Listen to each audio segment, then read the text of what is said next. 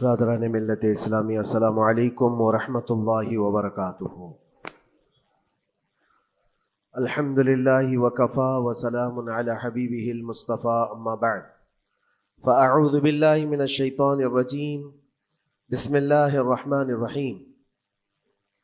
ان عدۃ الشہور عند اللہ 12 شہرا فی کتاب اللہ یوم خلق السماوات والارض منها 4 حرم الى آخر هذه الآیہ۔ صدق اللہ مولانا العظیم۔ بارگاہ رسالت معاب صلی اللہ علیہ وسلم میں درود پاک کا ہدیہ پیش کریں۔ اللہم صل علی سیدنا و مولانا محمد معدن الجود والکرم وآلہ واصحابہ الکرام وابنہ الکریم وبارک وسلم صلاة دائمة سرمدا ابدا۔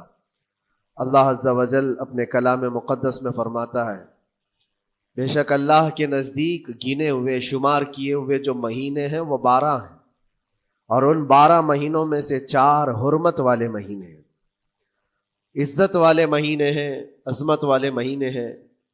وہ 4 مہینے کون سے ہیں؟ مسلسل ترتیب کے ساتھ ذی القعدہ، ذی الحجہ اور محرم، اور 4تھا مہینہ رجب المرجب جس میں ہم اور آپ زندگی گزار رہے ہیں۔ اس کو رجب الاسم اور رجب العصب بھی کہا گیا ہے۔ یہ جو 4 مہینے ہیں اس میں جنگ و جدال، قتل و قتال سب حرام ہو جاتی ہیں۔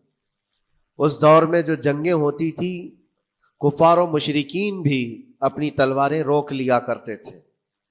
یہ 4 حرمت والے مہینوں کی سارے لوگ عزت کرتے۔ ان 4 مہینوں میں امن و امان قائم ہو جاتا۔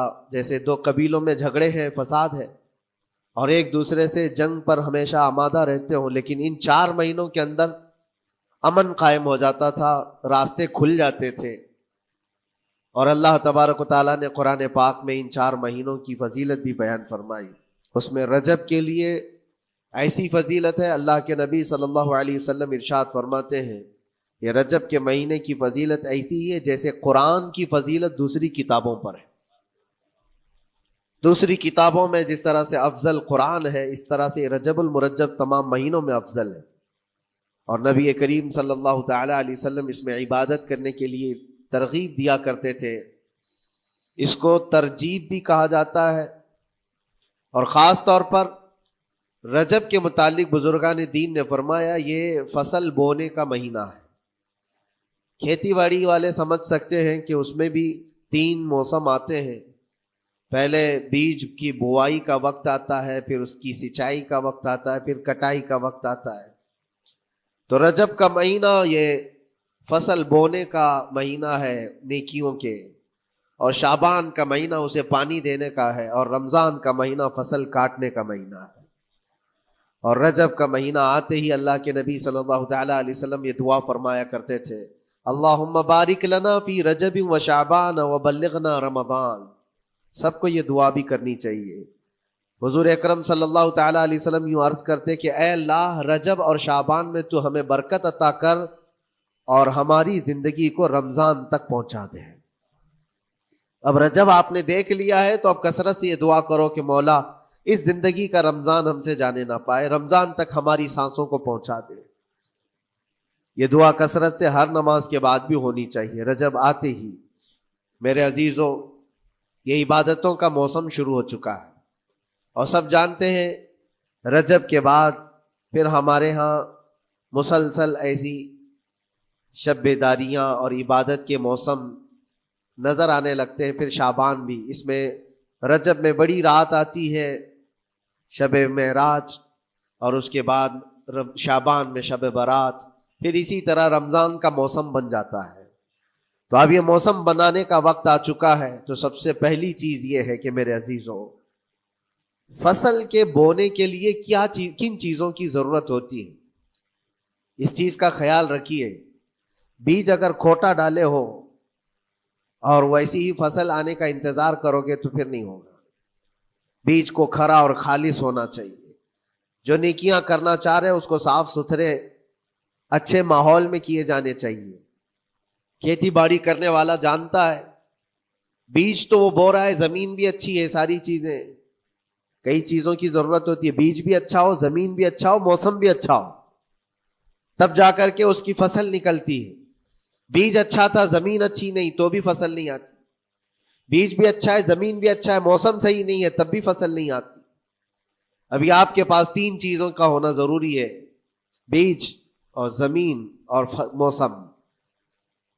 بیج جو ہے یہ نیکیاں ہیں, اور زمین تمہارا دل ہے, اس کا اتنا ہی پاک ہونا ضروری ہے. اور موسم یہ رجب کا ہے, اس میں تو کوئی شک نہیں ہے کہ عبادتوں کا موسم ہے, فصل کی اچھے لانے کا موسم ہے. لیکن سب سے پہلی چیز اب ہمیں ضرورت ہوتی ہے کہ ہم کیا بیج بو رہے ہیں. شیخ سعدی رحمت اللہ تعالی علیہ فرمایا کرتے کہ زمین میں ادرک بو کر کے گنا آنے کی امید تو نہیں کر سکتے, جو بویا ہے وہی اسی کی فصل آئے گی. لوگ عمل خیر کریں تو اس کا نتیجہ بھی خیر آئے گا, اور برائیاں کریں اور پھر رمضان میں یہ انتظار کریں کہ میں نے جو بویا ہے اس کی فصل آئے, تو ایسا نہیں ہوتا. بہت سارے لوگوں کا وہ شک بھی میں دور کرنا چاہتا ہوں کہ رمضان المبارکہ میں فضیلتوں کو آپ سنتے آئے ہیں, رمضان ایسا مہینہ ویسا مہینہ, اتنی برکتوں والا اتنی رحمتوں والا, لیکن بہت سارے لوگوں کے حالات چونکہ تو ہی رہتے رمضان میں ویسی ہی ہیں, وہ لوگ کچھ بھی نہیں بدلے. تو اس میں رمضان کا قصور ہے کہ اس مہمان کا قصور ہے, اس انسان کا قصور ہے؟ وجہ یہ ہے کہ رمضان المبارکہ یقیناً اتنی برکتوں اور رحمتوں اور سعادتوں لے کر کے تو آتا ہے, لیکن تمہیں 2 مہینے پہلے سے کہا گیا تھا کہ فصل کے لیے تیاری کرو, تم نے بیج نہ بوئے, اپنی زمین کو صحیح کیا ہی نہیں. پھر رمضان میں جو بارش ہو رہی ہے اس کا فائدہ کیا ہے؟ روڈ پر 10 سال بھی بارش برسے وہاں پر کوئی فصل نہیں آئے گی, کیونکہ وہ زمین سخت ہے اور بیج بونے کے قابل بھی نہیں ہے. رمضان المبارکہ میں رحمتوں کی جھماجھم بارش تو ہوتی ہے, لیکن دل اگر سخت ہے گناہوں سے تو اس بارش کا کیا اثر ہوگا اس پر. اسی لیے دلوں کی نرمی یہاں سے شروع کریں, رجب المرجب سے. اس کی راتوں میں اللہ رب العزت کو پکارے, مناجات کرے, عبادتوں کے لیے کچھ دن تو خاص کر لیں. بہت دنیا میں ہم نے اپنے آپ کو ملوث کر رکھا ہے, کچھ راتیں اللہ رب العزت کی عبادت میں تو لگائے. اللہ کے نبی صلی اللہ تعالیٰ علیہ وسلم کی ایک حدیث ہے جامع الاصول سے نقل کی ہوئی, رجب المرجب کے پہلے جمعے جو ہم لوگ ابھی گزر چکے, ابھی یعنی وہ رات تو گزر چکی, کل کی جو گزری ہوئی رات ہے رجب کی, یہ پہلی جمعہ کی شب تھی. اس کے متعلق روایت ہے کہ 12 رکعتیں جو مغرب کے بعد سے لے کر عشاء کے درمیان پڑھتا ہے, اللہ کریم اس کے تمام گناہوں کو معاف کرتا ہے, اور اس سال اس کو پورے طور پر ناگہانی آفات سے محفوظ رکھتا ہے, اور شیطان کے اس پر قابو پانے سے بھی اس کو اللہ محفوظ رکھتا ہے. تو یہ تھی تیاریاں, یہ ساری چیزیں ابھی سے تیاریاں ہونی چاہیے. رجب کے 3 دن آتے ہیں جس کے متعلق فرمایا گیا ہے ایام بیز میں بھی 13, 14, 15 یا 14, 15, 16 یہ جو تاریخیں آتی ہیں اس میں روزے رکھو. اس کی بھی بڑی فضیلت ہے کہ تم تیاریاں ابھی سے شروع کر دو کہ رمضان المبارکہ میں اچھی فصل دیکھ سکے, ہمارے جسم کے اندر بدلاؤ آ سکے, ہمارے دل کے اندر انقلاب آ سکے. اور تیاری یہاں سے نہ کر کے صرف رمضان میں ہی امید لگائے بیٹھتا ہے. تو میرے عزیزوں کچھ تو صفائی کی ضرورت ہوتی ہے.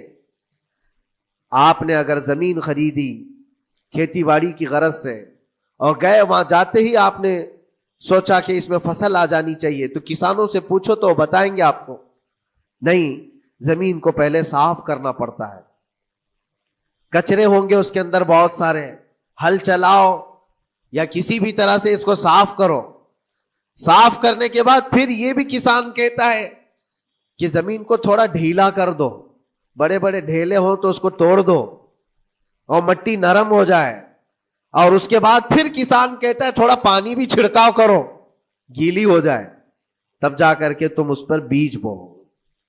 میرے عزیزو یہ رجب بیج بونے کا موسم ہے, تو پہلے زمین کو ڈھیلا تو کر دو, زمین کے اندر جو کچرے ہیں اس کو نکال تو دو, دل کے اندر جو وسوسے بھرے ہوئے ہیں, گناہوں کے خیالات بھرے ہوئے ہیں, اس کو پاک تو کرو. اس کو پاک کرنے کے لیے اللہ کریم کی بارگاہ میں آ کر گڑ گڑاؤ. تمہارا ایک آنسو تمہارے تمام گناہوں کو اور اللہ کی غضب کو ٹھنڈا کر دیتا ہے. ہاں, ایک آنسو کا قطرہ تمہارے لیے اللہ کریم ہے, موتی سمجھ کے شان کریمی نے چن لیے قطرے جو گرے تھے عرق انفعال کے۔ امام غزالی رحمۃ اللہ تعالی علیہ نے لکھا ہے کہ آج اللہ تبارک و تعالیٰ کی رحمت کو اپنی طرف مائل کرنے کے لیے اگر تم کچھ کر سکتے ہو تو بس یہ ہے کہ دنیا رونے اور گڑ گڑانے سے نہیں مانتی، لیکن مولا کریم بندے کے ایک مرتبہ سجدہ کر کے اسے پکارنے سے فوراً قبول کرتا۔ موسیٰ علیہ الصلاۃ والتسلیم اللہ تعالیٰ سے پوچھتے ہیں، مولا جب تیرے بندے تجھے پکارتے ہیں تو اس میں نیک لوگ بھی ہوتے ہیں اور گنہگار بھی ہوتے ہیں، تو کیا تو سب کی پکار کا جواب دیتا ہے؟ توجہ، اللہ رب العزت فرماتا ہے، اے موسیٰ میرے پکارنے والے بندوں میں نیکوکار بھی ہیں گنہگار بھی ہیں۔ ہاں، نیک بندہ جب مجھے پکارتا ہے یا ربی، تو میں جواب میں کہتا ہوں لبیک یا عبدی، اے میرے بندے میں حاضر ہوں، بتا تیری کیا حاجت ہے۔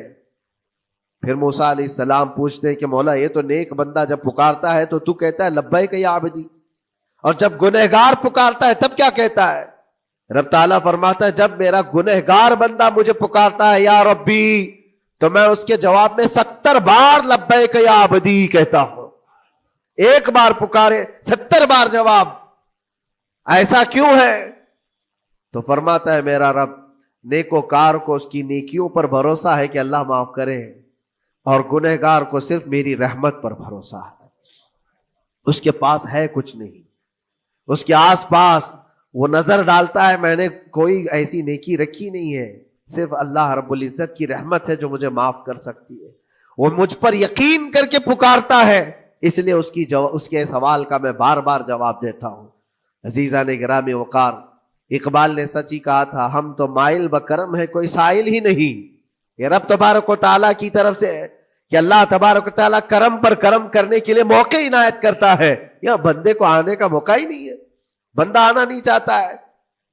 اس سے پہلے کہ تمہارے ساری چیزیں بند ہو جائیں، دروازے ختم ہو جائیں، اللہ رب العزت کی بارگاہ میں آؤ اور اسے پکارو، یقیناً یہ تمام چیزیں تمہاری زندگی میں انقلاب لاتی ہیں، بہت بڑی تبدیلی لاتی ہیں۔ عزیزان گرامی، پھر میں یہ عرض کرتا ہوں کہ رجب کے اس مہینے میں دل کو نرم کرنا بہت ضروری ہے۔ دلوں کی سختیاں آج گناہوں کی طرف مائل کرتی ہیں۔ ہمارا دل سخت ہے یا نرم ہے، اس کو پہچاننے کے کئی تھرمامیٹر دیے گئے ہیں ہمارے پاس، چیک کرو ہمارا دل کس پوزیشن میں ہے آج۔ امام غزالی فرماتے ہیں 3 علامتیں ایسی ہیں جس سے پتہ چل جاتا ہے انسان کا دل سخت ہے یا نرم ہے، بیمار ہے یا صحت یاب ہے۔ یہ ڈاکٹر لوگ اسکیننگ سے یا سونوگرافی سے نہیں بتا سکتے کہ تمہارے دل کی یہ کیفیت، کیسے اس کو اہل بصیرت سمجھ سکتے؟ فرماتے ہیں کہ اگر مسجد میں زیادہ دیر تک بیٹھ نہیں پاتا تو سمجھ لو اس کا دل بیمار ہے، اس کا دل سخت ہو چکا ہے، اس کو مسجد میں بیٹھنے نہیں دیتا۔ یہی دل ٹیلی ویژن کے سامنے 3 گھنٹے بیٹھے، اس کو کچھ بھی اکتاہٹ نہیں آتی، موبائل پر گیم کھیلتا رہتا ہے، 4 گھنٹے گزر گئے کہ 5 گھنٹے گزر گئے اسے پتہ ہی نہیں۔ آج ایک سروے کے مطابق ہر انسان جو موبائل چلاتا ہے اس میں 18 گھنٹے وہ بیزی ہے دن کے۔ کئی جگہوں پر ایسے حالات آئے 18 گھنٹے دن میں ہوتے ہی ہے 24 گھنٹے، جس میں 6 گھنٹے اگر آرام کے نکالے تو باقی پورے 18 گھنٹے کیسے انسان بیزی رہ سکتا ہے؟ اس میں کھانا بھی ہے، پینا بھی ہے، حاجتیں بھی ہیں، لیکن سروے کے مطابق یہ بھی بات آئی ہے کہ 18 گھنٹے کنزیوم کرتے ہیں۔ میرے عزیزوں، اس میں کوئی اکتاہٹ اور اس میں کوئی ملال نہیں آتا، بیزارگی نہیں آتی، اور اللہ کے گھر میں یا فرض سے نماز سے ابھی سلام پھیرا کیا کہ بھاگنے کی تمنا ہوتی ہے۔ کئی جگہوں پر تو ایسا ہے، اسی لیے اللہ کے نبی صلی اللہ تعالی علیہ وسلم کی ایک حدیث میں سناتا ہوں، ارشاد فرماتے 2 چیزیں کسی منافق کے اندر جمع نہیں ہو سکتی، 2 چیزیں منافق آدمی کے اندر آ ہی نہیں سکتی۔ وہ کیا چیزیں؟ حضور پاک صلی اللہ تعالی علیہ وسلم فرماتے ہیں اچھے اخلاق منافق کے اندر نہیں آتے، اور اللہ کی اور اس کے رسول کی ہر بات پر یقین، یہ منافق کے اندر نہیں آ سکتے۔ اور منافق کی یہ علامتیں بتاتے بتاتے میرے نبی نے یہ فرمایا، دیکھنا کہ مسجد میں منافق سب سے اخیر میں آئے گا اور سب سے جلدی بھاگے گا، اس کا دل نہیں لگتا۔ دل سخت ہو چکا ہے، اور بازار میں سب سے پہلے جائے گا اور سب سے لاسٹ میں نکلے گا. بازار اس کے دل لگنے کی جگہ ہے، اس کے وہاں پر تفریح کی جگہ ہے. اور مومن کی علامت یہ فرمایا کہ مومن مسجد میں جلدی آتا ہے اور دیر سے جاتا ہے، اس کا دل لگا رہتا ہے. اور مومن بازار میں لوگوں کے شروعات میں نہیں، اپنی ضرورت کے مطابق گیا اور نکل آیا. اور فرماتے ہیں میرے آقا صلی اللہ علیہ وسلم، روئے زمین پر سب سے اچھی جگہوں میں سے کوئی جگہ ہے تو اللہ کا گھر ہے، مسجد ہے.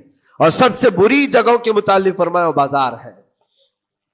اب یہاں پر دلوں کے متعلق میں عرض کر رہا ہوں کہ کس کا دل کس پوزیشن میں ہے، اسے آج خود آزما لینا چاہیے. دوسری علامت، امام غزالی فرماتے ہیں قرآن پاک کھولے گا وہ صفحہ 2 صفحہ سے زیادہ پڑھ نہیں پائے گا، بند کرنے کا دل کرے گا. یہ تو چھوڑو اٹھانے کے بعد پڑھنے نہ پڑھنے کی بات ہے، کچھ تو چھونا بھی نہیں چاہتے، اٹھاتے ہی نہیں.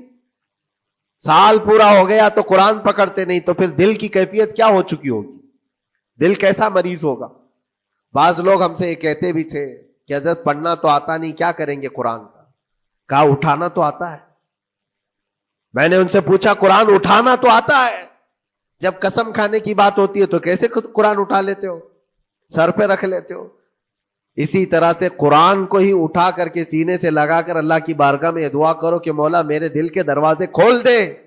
اور قرآن کوئی سخت چیز نہیں ہے، اللہ وعدہ فرما رہا ہے ہم نے قرآن یاد کرنے کے لیے آسان بنایا ہے. کوئی یاد کرنے والا، وہ خود قرآن تمہارے دل میں اتر جائے گا.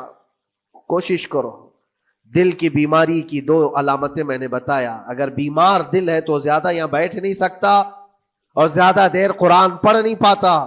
تیسری بات فرماتے ہیں کہ تیسری علامت یہ ہے کہ ہمارا دل اگر سخت ہو چکا ہے تو جیب میں پیسے ہوں گے لیکن کوئی مانگ رہا ہوگا اللہ کے نام پر، دینے کی طبیعت نہیں ہے، کہیں دینے کی طبیعت نہیں کرتی. اور یہ چیز ہاتھ اٹھانے کو تمہارا دل نہیں کرتا تو سمجھ جاؤ کہ دل بیمار ہے.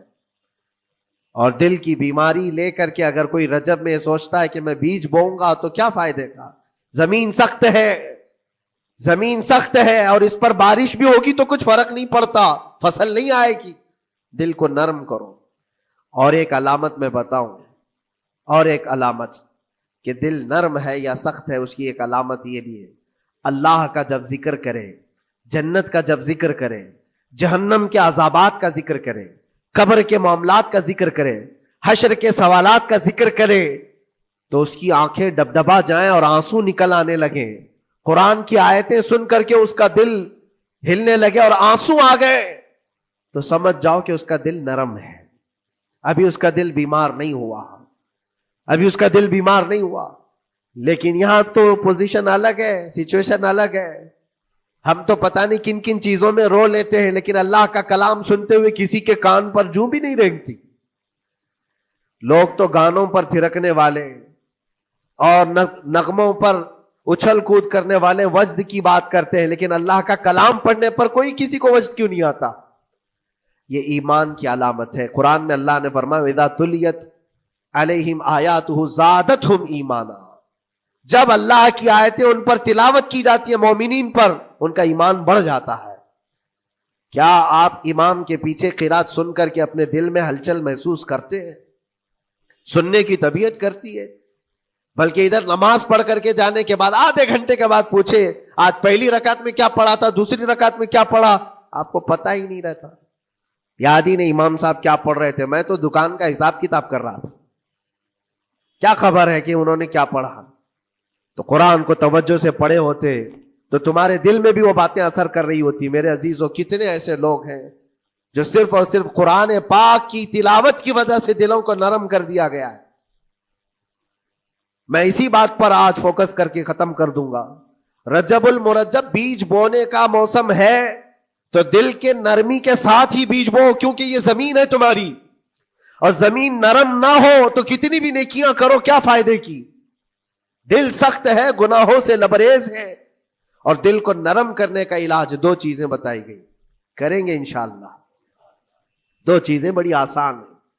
اگر دل کو نرم کرنا ہے تو دو چیزیں فرمائی گئی، کثرت سے قرآن پاک کی تلاوت کرو یا کثرت سے میرے نبی پر درود پاک پڑھا کرو. دو چیزیں کر کے دیکھو تمہارا دل نرم ہو جائے گا. اور بھی دوسرے علاج بھی میرے آقا نے فرمایا. ایک صحابی آئے تھے، انہوں نے عرض کیا یا رسول اللہ صلی اللہ علیہ وسلم، لوگ آپ کے پیچھے نماز پڑھتے ہیں تو زاروں قطار رونے لگتے ہیں، جب آپ دعا کرتے ہیں تو وہ دھاڑے مار کر کے روتے ہیں، میں کبھی رو نہیں پاتا، میرا رونا نہیں آتا، میں بھی قرآن سنتا ہوں، میں بھی آپ کے پیچھے نماز پڑھتا ہوں.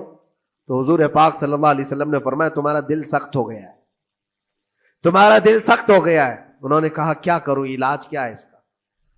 وہ مسیحائے امت ہے میرے آقا، ہر ایک کا علاج جانتے ہیں، کس کو کون سا علاج دینا ہے. نبی پاک صلی اللہ تعالی علیہ وسلم فرماتے جاؤ کسی یتیم بچے کے سر پر ہاتھ پھیرو، اللہ تمہارا دل نرم کرے گا. ان کے لیے وہ علاج رکھا گیا تھا. جس کو جیسا علاج بتایا میرے آقا صلی اللہ علیہ وسلم نے، کسی یتیم کے سر پر ہاتھ پھیرو، دل نرم ہوگا. لیکن دل کے نرم ہونے کے علاج اللہ کے نبی صلی اللہ علیہ وسلم کے شفا خانے میں ہے. ہاتھ سے آپ کثرت سے درود پاک پڑھو، پھر دیکھو آپ کے دل کے اندر انقلاب آتا ہے یا نہیں آتا.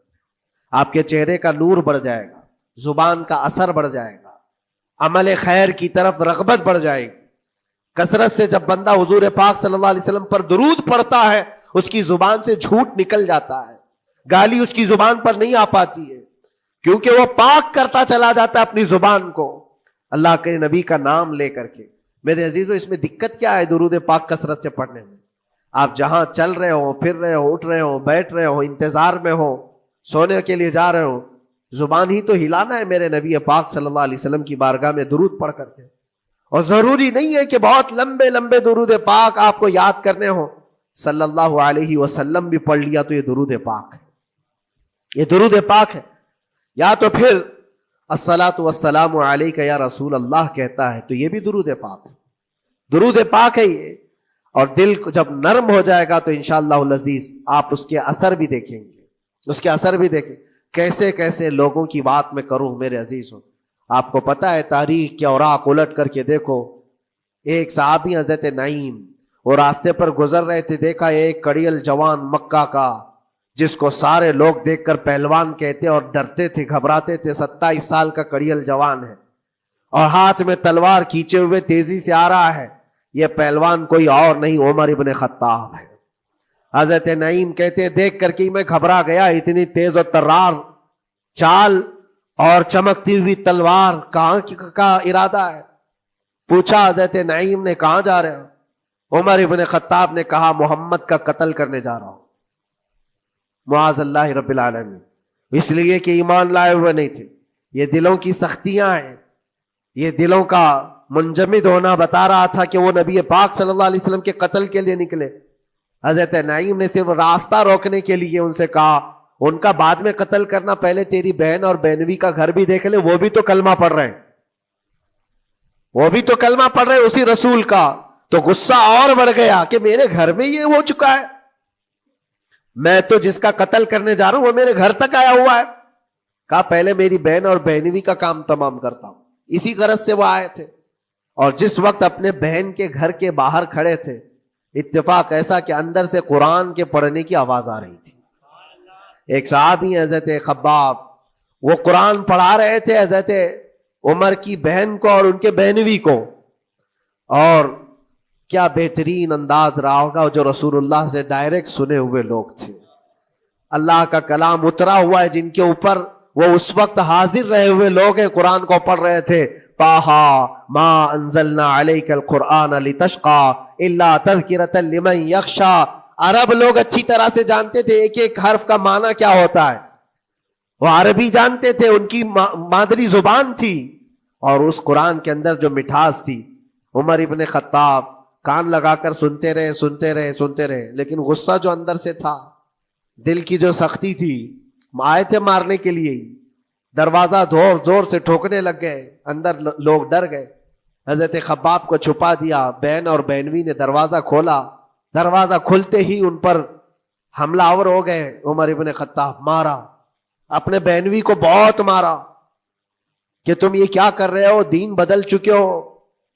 یعنی تم یہاں سے نکل کر کے دوسری جگہ چلے گئے ہو، صحابی ہو گئے ہو، اپنی بہن کو بھی مارا یہاں تک کہ ان کی ناک پھٹ گئی. جب لہو لہان ہو گئے تو عمر ابن خطاب نے دیکھا کہ میں اپنی بہن اور اپنی بھائی کو مار رہا ہوں. پھر تھوڑی دیر کے لیے دل میں رحم آیا. اور دل میں رحم آیا کس چیز کا؟ کس چیز کی وجہ سے نرم ہوا دل میرے عزیزوں؟ بھائی اپنے بہنوئی کی اور اپنی بہن کی پٹائی کو دیکھ کر کے نہیں، ان کو دیکھا تھوڑی دیر کے بعد اور کہا چلو چھوڑو جانے دو، جو ہوا سو ہوا، لیکن جو تم لوگ پڑھ رہے تھے میرے آنے کے وقت مجھے دوبارہ پھر سے سنا دو. وہ کیا کلام تھا؟ وہ کون سا کلام تھا؟ اتنا سننا تھا کہ بہن نے محسوس کر لیا کہ دل کی نرمی کا دروازہ کھل چکا ہے. یہ قرآن ہے جس نے دلوں کے دروازے کھولے ہیں. مکہ والوں کے قرآن ہے، دل کی نرمی کی طرف دروازہ کھل چکا ہے. تو عمر ابن خطاب سے کہا کہ تم غسل کر لو، تم پاک ہو جاؤ، ہم قرآن تمہیں سناتے ہیں. اور انہیں پاک کیا گیا تو حضرت خباب جلدی سے باہر آئے، کہا میں سناتا ہوں. حضرت عمر کو جب یہ آیتیں سنائی گئی جھوم کر کے سننے لگے. قرآن کی وہ آیتیں 16 یا 17 آیتیں ہی سن پائے تھے کہ ان کے جسم کے اندر راشا تاری ہوا، کپ کپی آئی. کہا کہ چلو محمد کے پاس صلی اللہ تعالی علیہ وسلم، مجھے لے کر کے چلو، میں ان سے بات کرنا چاہتا ہوں. میرے عزیزو، بھائی اور بہنوی اور بہن لے کر کے چلے. اور اس وقت حالات سخت تھے مکہ کے. حضور پاک صلی اللہ تعالی علیہ وسلم کے پاس 39 صحابہ تھے جو ایمان لائے ہوئے، اور پہرے داری میں امیر حمزہ کھڑے رہتے تھے کہ کوئی آئے گا تو میں اس کی برابر خبرگیری کروں گا. عمر ابن خطاب کو تلوار لٹکاتے ہوئے آتے دیکھا تو صحابہ گھبرا گئے.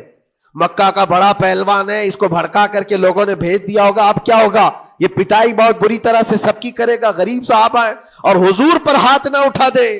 سب ڈرنے لگے. حضور پاک صلی اللہ علیہ وسلم سے آ کر کہنے لگے کہ یا رسول اللہ صلی اللہ علیہ وسلم، عمر آ رہا ہے اور ہاتھ میں تلوار ہے. اللہ کے نبی صلی اللہ علیہ وسلم نے فرمایا وہ میری گردن نہیں، اپنی گردن دینے آ رہا ہے. وہ میری گردن لینے نہیں، اپنی گردن دینے آ رہا ہے. وہ مخبر صادق صلی اللہ علیہ وسلم جانتے ہیں کون میرا غلام ہے اور کون منافق ہے. عمر ابن خطاب آئے تو حضور نے فرمایا راستہ دے دو. آتے ہی انہوں نے تلوار زمین پر پھینک دی. چہرے جمال جہاں آرا کو دیکھا. حضور پاک صلی اللہ تعالی علیہ وسلم سے پوچھا، پھر وہ آیتیں سنائے. اب سوچو میرے عزیزو، صحابی سے سننا، یہاں تو ہم قاری قرآن سے سنتے ہیں قرآن کی آیتیں 1400 سال کے بعد. آج بھی قرآن کا وہ اثر لگتا ہے دل کے اوپر. یہ ان سے جو 1400 سال کے بعد جس قاری قرآن سے سنا وہ تو صحابہ سے سنے تھے، اور صحابہ سے بڑھ کر کے اللہ کے نبی سے جو قرآن سنا ہو، خود نبی پاک کی زبان اقدس سے. اور جب اللہ کے نبی صلی اللہ تعالی علیہ وسلم نے آیتیں تلاوت کی، عمر ابن خطاب کی آنکھوں سے آنسو شروع ہو گئے. زارو قطار رونے لگے اور پھر پکار کر کہا اشہد ان لا الہ الا اللہ واشہد انک رسول اللہ. میں گواہی دیتا ہوں کہ اللہ کے سوا کوئی معبود نہیں، اور میں گواہی دیتا ہوں کہ آپ اللہ کے رسول ہیں. میرے عزیزو، عمر ابن خطاب رضی اللہ تعالیٰ عنہ کو اس طرف لانے والا، دل کو نرم کرنے والا، یہ قرآن پاک اللہ کا کلام ہی تو ہے. آج گناہوں سے اس پر بہت ساری پرت جم گئی ہے. ہمارے دلوں کے حالات ایسے ہو گئے، قرآن اٹھاؤ دلوں کو نرم کر دے گا. اور رجب المرجب میں قرآن کو پڑھو گے زمین نرم ہو جائے گی، اور پھر اس کی برکتیں تم رمضان میں دیکھو گے. ایک دو نہیں، ہزاروں ایسی ہیں. ایک ایسے مشہور ڈاکو، بغداد کے لوگ ڈرتے تھے. بغداد کے لوگ اتنا ڈرتے تھے کہ جو بھی قافلہ جائے گا لٹ جائے گا. فضیل بن عیاض، جو بھی قافلہ نکلتا تھا اس راستے سے لٹ جاتا تھا، کوئی بچ نہیں پاتا تھا. اور ایک قافلہ آ رہا تھا عرب سے اور مال تجارت لے کر بغداد کی طرف جا رہا تھا. تو قافلے والوں نے یہ مشورہ کیا کہ یہ جو قافلہ جا رہا ہے یہ اس راستے سے جا رہا ہے. فضیل بن عیاض ڈاکوؤں کا سردار وہاں رہتا ہے، بہت سارے ڈاکو اس کے ساتھ ہیں، وہ تو رہزن ہے، راستے پر روک کر کے مال لوٹ لیتے ہیں. تو قافلے میں ایک قاری قرآن تھے. انہوں نے کہا ٹھیک ہے، اب راستے پر آ ہی چکے ہیں تو کیا کر سکتے ہیں، چلو بیٹھ کر کے نکلتے ہیں. میں قرآن کی تلاوت کرتا رہوں گا اونٹ پر بیٹھ کر کے، اللہ کریم اس برکت سے ہمارا راستہ آسان کر دے گا. قاری قرآن نے قرآن کی تلاوت شروع کر دی. اور جب وہ راستہ آیا جو فضیل بن عیاض کا تھا، فضیل بن عیاض ایسی ڈاکہ زنی اور ایسی رہزنی میں مشہور آدمی جن کے آس پاس، جن کے ہاتھ کے نیچے 1000 سے زیادہ ڈاکو کام کرتے ہوں. بغداد پورا ڈرتا تھا، پورے راستے وہاں پر کوئی بھی سلامت نہیں جا پاتا تھا.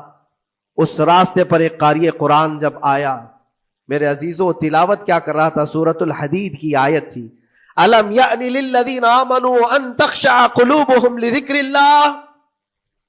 وہ قرآن کی آیت ہے. اللہ کے کریم فرماتا ہے کیا ایمان والوں کے پاس ابھی وہ وقت نہیں آیا کہ اللہ کا ذکر سنتے ہی یا اللہ کا ذکر ہوتے ہی ان کا دل کانپنے لگ جائے، ان کا دل ہلنے لگ جائے.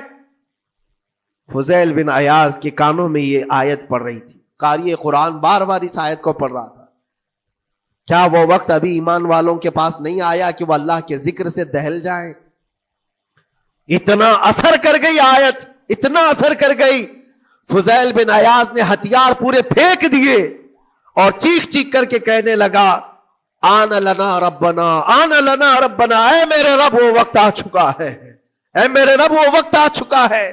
سارے ڈاکوؤں سے کہا سجدہ ریز ہو جاؤ، اس لیے کہ اللہ کا کلام ہمیں بلا رہا ہے. برسوں سے ڈاکہ زنی کرنے والے، برسوں سے راستے لوٹنے والے، قرآن کی ایک آیت نے دل بدل دیا. دل کے ایسا انقلاب آیا، سب کچھ چھوڑ دیا اور اس کے بعد نکلے. اللہ اکبر. جانتے ہو فضیل بن عیاض کون ہے؟ فضیل بن عیاض وہ ہے جن کا نام لیتی سرکار غوث پاک بھی ادب کیا کرتے تھے. فضیل بن عیاض اللہ تبارک و تعالیٰ نے ولایت کا وہ مقام عطا کر دیا. بڑے بڑے اولیاء کرام ان کے پاس آنے لگے. اپنے زمانہ جوانی کا زمانہ ڈاکہ زنی میں گزرا تھا، لیکن جب پھر وقت آیا توبہ کا اور دل کے بدلنے کا تو اللہ کا نے وہ مقام دیا. تاریخ میں آج بھی موجود ہے کئی سلسلے ایسے، سلسلے چشتیہ میں، اور کئی سلسلے ایسے ہیں جو فضیل بن عیاض سے ہو کر حضور پاک تک پہنچتے. فضیل بن عیاض ان کا نام ہے. اسی لیے میں کہتا ہوں میرے عزیزو، قرآن پاک یہ دلوں کو نرم کرنے کا سب سے بڑا علاج ہے. زمین کو نرم کر دو اور اس کے بعد پھر بیج بو. دیکھو اسی لیے اقبال نے کہا تھا ذرا نم ہو تو بڑی زرخیز ہے یہ مٹی ساقی. یعنی یہ زمین تھوڑی سی نرم ہو جائے تو اس میں تو سونا چاندی یہ اگل سکتی ہے. تمہارے پاس ایمان کی دولت ہے، اللہ کریم کی ذات پر یقین ہے، حضور پاک صلی اللہ تعالی علیہ وسلم کی محبت ہے، سب چیزیں تمہارے پاس ہے. تھوڑا دل کو نرم کرنے کی ضرورت ہے. گناہوں سے باز آ جاؤ، اللہ کریم کی بارگاہ میں گڑ گڑاؤ اور قرآن پاک اٹھا لو ایک مرتبہ. اور پڑھ نہیں پاتے تو انگلیاں تو پھیرو. قرآن پر دیکھنا بھی تو عبادت ہے، اس پر نظر جمانا بھی عبادت ہے. اللہ کا کلام سمجھ کر کے تم نے اٹھایا ہے تو جانتے ہو قرآن عظیم کل قیامت کے دن جس کی شفاعت کے لیے کھڑا ہو گیا، میرے آقا فرماتے پھر اس کو جہنم میں کوئی چیز نہیں لے جا سکے گی. جس کو قرآن اور رمضان سفارش کر دے پھر اس کو جہنم میں دوسری کوئی چیز نہیں لے جائے گی. اور جس کے خلاف کھڑے ہو گئے پھر اس کو جنت میں کوئی چیز نہیں لے جائے گی. اس لیے میرے عزیزو اپنے دلوں کی نرمی کا یہ وقت ہے رجب المرجب، اور سب سے بہترین موقع ہے، عبادتوں کا موسم ہے. اور ساتھ ساتھ میں یہ بھی کہوں گا کہ اب ہم رجب المرجب کے ابتدائی دنوں میں ہیں، اور سنیوں کے لیے ایک بہت بڑی بات ہے کہ سرکار غریب نواز کی چھٹی بھی اسی میں موجود ہے، جو دلوں کو نرم کرنے کے لیے ہی تو آئے تھے. ہندوستان جو تشریف لائے تھے کس کام کے لیے آئے تھے؟ انہوں نے اپنے ذکر کی مجلسوں سے، اپنے واعظ و نصیحت سے ہزاروں کے دلوں کو نرم کیا ہے.